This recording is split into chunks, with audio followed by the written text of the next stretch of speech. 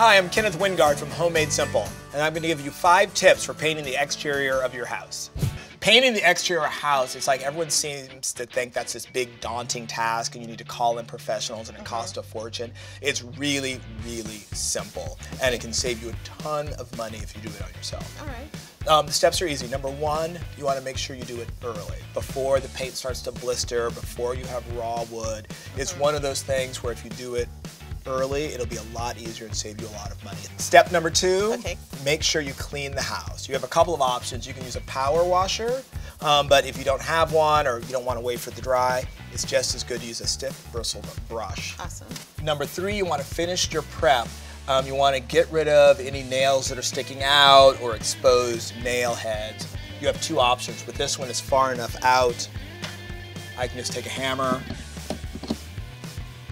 get that out like that. So once you take the nail out, what you want to do, this one is sort of sticking out a little bit. Okay. We're just going to sand that flat.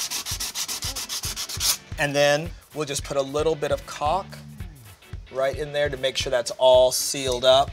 And then once that's dry, I'll come back and hit that with a little bit more of the sandpaper. So step number 4, we want to make sure that it's warm when we paint.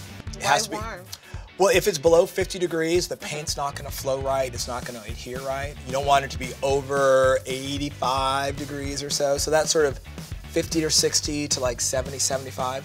Step number 5, you want to make sure you're working in the shade. If you work in the sun, it's going to be too hot, the paint's going to dry too quickly, it's going to blister. So what's blister?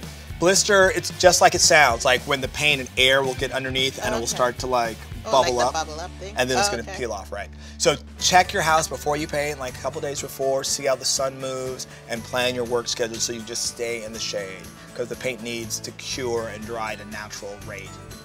And then that's it.